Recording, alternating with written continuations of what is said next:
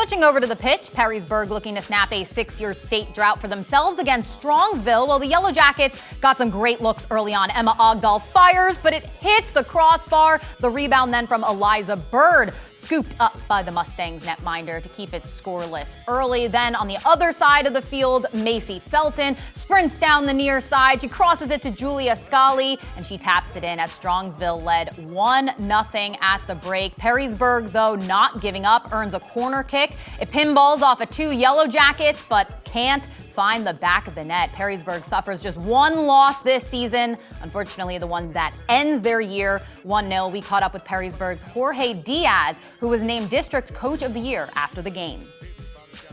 You know, we were tremendously successful throughout the season. We won 20 games, and twice against St. Ursula, twice against Anthony Wayne. So teams that, you know, that are tough in every level of competition. Anthony Wayne had been the leader in the last 4 years, and we were the few years back. So hopefully it's our time for us to stay at the top. But I know that the future is bright in Perrysburg. We only graduating 2 seniors. We have 9 returners that are, you know, eager hopefully to get back into this.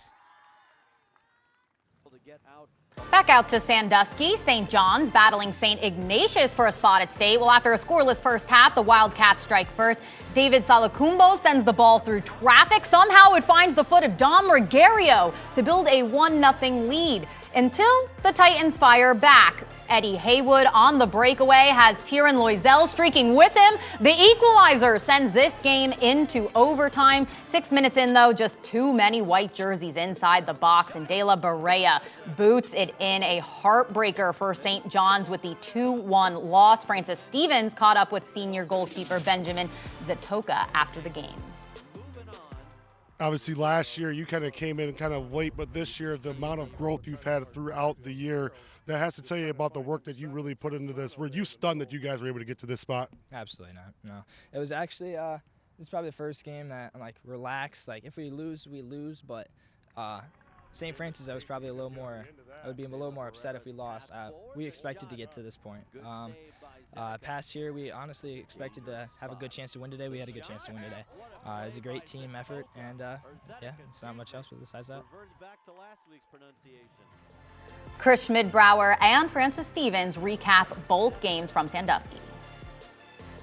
Perrysburg came into today hoping that they could get to that state semifinal next week. And Francis Stevens, through the first 40 minutes, Perrysburg was definitely the aggressor. We saw that patented Yellow Jacket pressure applied throughout against Strongsville, but they were able somehow, the Mustangs were, to get a goal right before the break, and that kind of changed the pace of the game. It definitely did. It tilted it a little bit, and what I think the biggest part about it was Perrysburg had some chances. Emma Ogdahl had some great chances. Camille Francis had some great chances. Again, that was the reason that, again, where it kind of felt like they lost 1-0. They didn't take advantage of those opportunities. But what happened was all Strong's going to do is get one shot, one opportunity.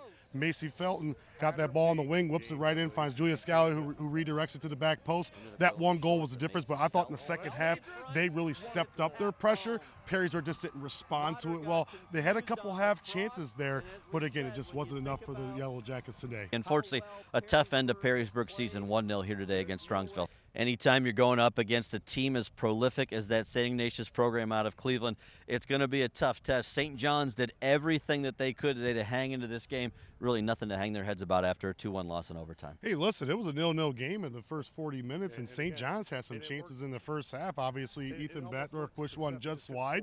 And again, you know, Jack Pelton had one in the box that was saved by Colin Monroe. But this St. John's team kind of showed what their will was, their grit. They kind of got into that St. Ignatius side. But again, the one goal that they got, phenomenal finish from Tyron Loisel, from Eddie Haywood, but just that one goal wasn't enough against the Wildcats of St. Ignatius. Titans pushed this Ignatius team all that they could give here today in this regional final. Unfortunately, Wildcats 2-1 victors in overtime. Back to you guys.